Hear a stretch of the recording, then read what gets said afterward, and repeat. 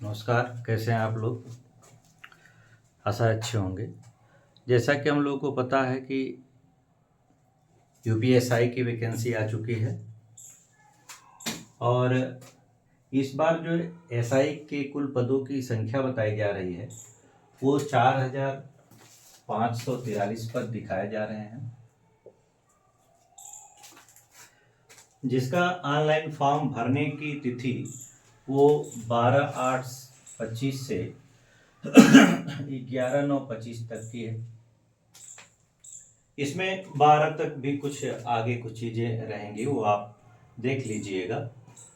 इसमें जो फीस की बात कही जा रही है जनरल, ईडब्ल्यूएस और ओबीसी के लिए 500 रुपये और SC ST के लिए 400 रुपये बताया जा रहा है।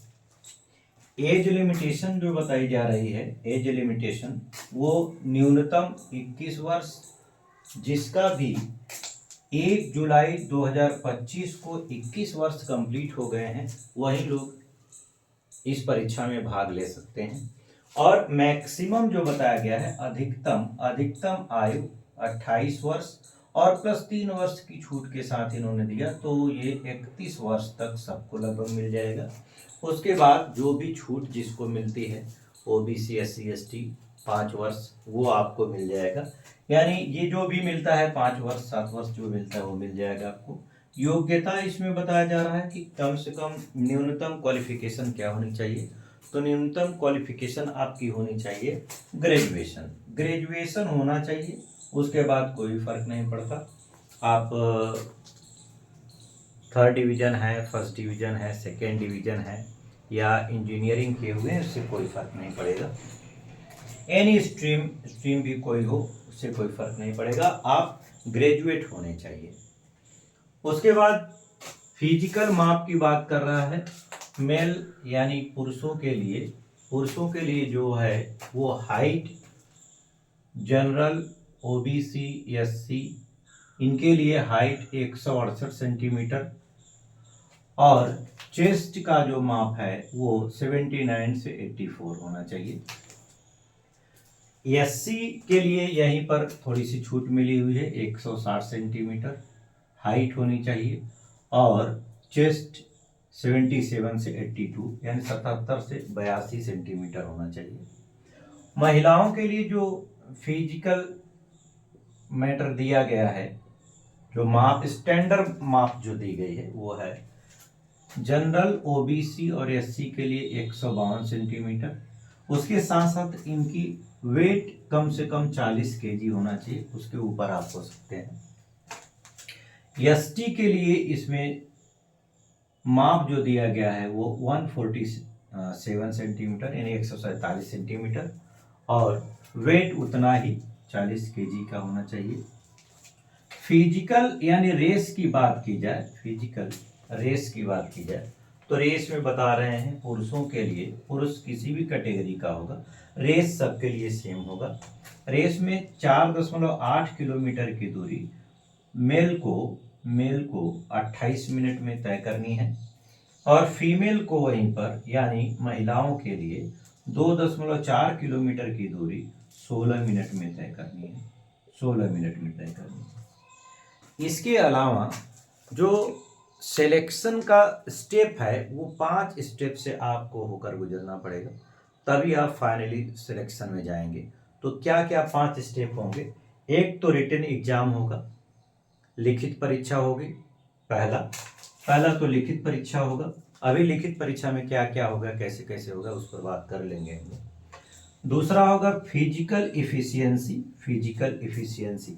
यानी क्या क्या फिजिकली आपको ज़रूरत है, क्या क्या चीज़ें चाहिए वो।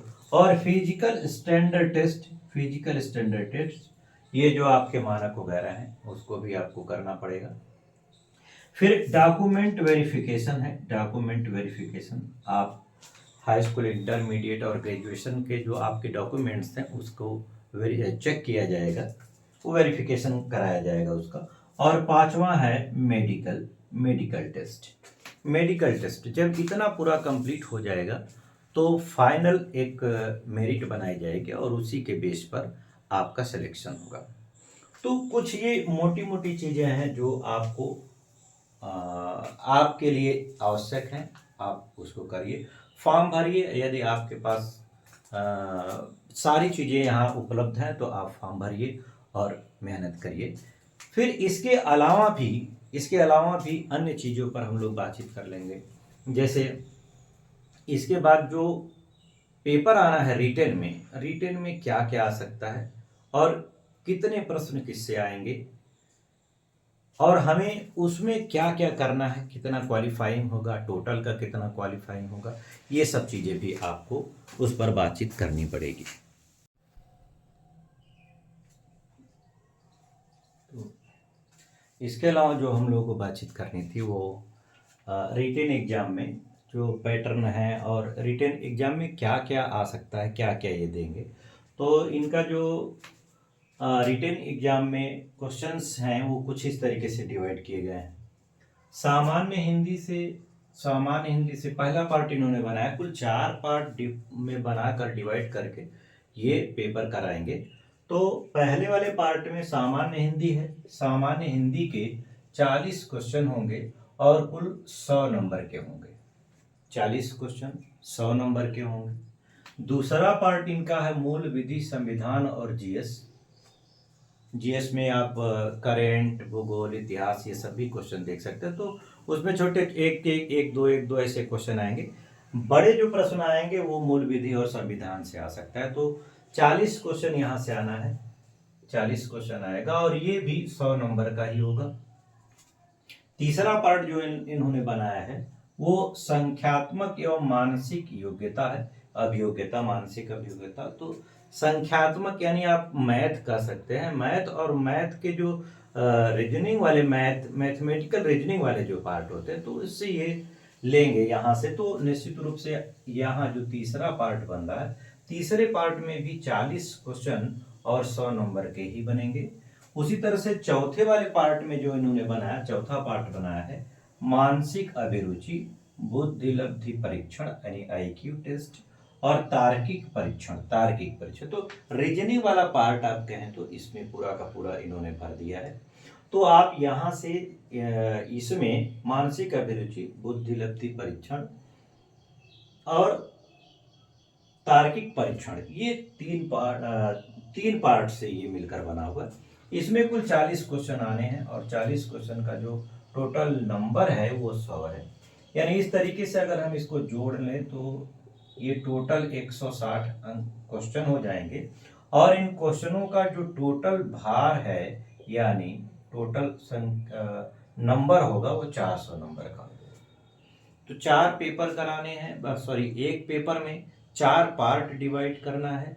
क्या क्या है? हिंदी है, मूल विधि, संविधान और जीएस है, संख्यात्मक एवं मानसिक अभियोग्यता है, मानसिक अभिरुचि, बुद्धि लब्धि परीक्षण और तार्किक परीक्षण है। ये 4 पार्ट में है, 40-40 नंबर के सारे रहेंगे और सबका नंबर 100-100 नंबर रहेगा। टोटल कुल क्वेश्चन 160 हो जाएंगे और टोटल अंकों की संख्या 400 हो जाएगी। अब इसमें भी एक इम्पोर्टेंट बात ये बता रहे हैं, ये कह रहे हैं कि जो हमने 4 पार्ट बनाए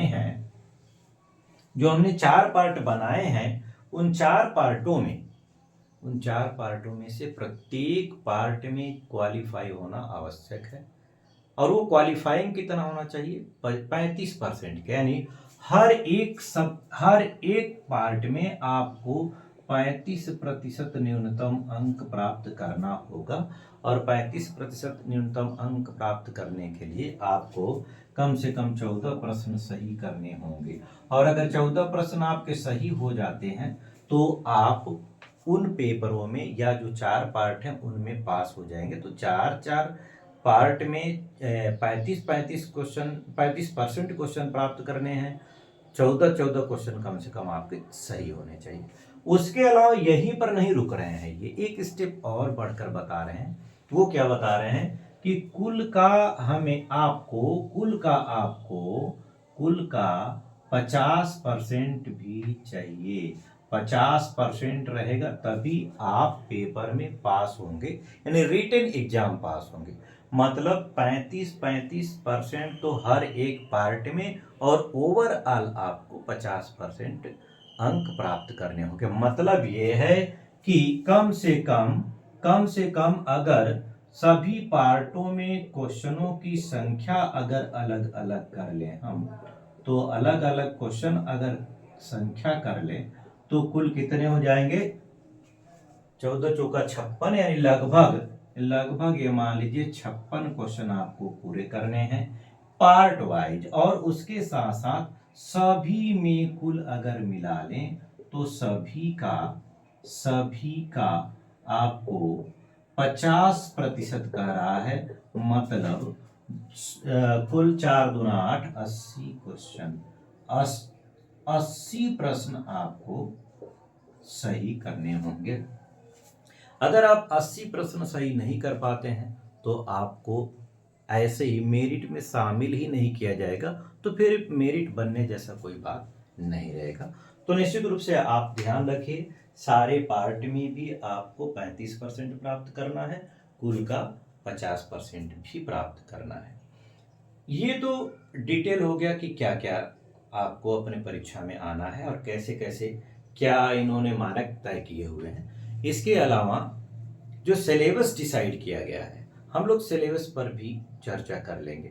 सिलेबस पर, फुल सिलेबस पर चर्चा करेंगे कि क्या क्या है, कैसे कैसे है और क्या क्या चीज़ें पूछी जाती हैं। सिलेबस अगर क्लियर होता है तो हमें पढ़ने में आसानी होती है। हम बिना मतलब बहुत बड़ी चीज़ों को पढ़ने से बच जाते हैं और अपने एक निश्चित क्राइटेरिया के अनुसार पढ़कर हम अपना काम कर लेते हैं। बहुत बड़ा पढ़ने की ज़रूरत नहीं है, हम लोग को विद्वान होने की ज़रूरत नहीं है, ज़रूरत है हमारा काम बन जाए। तो निश्चित रूप से अब हम लोग पूरे सिलेबस को भी एक बार डिटेल करेंगे।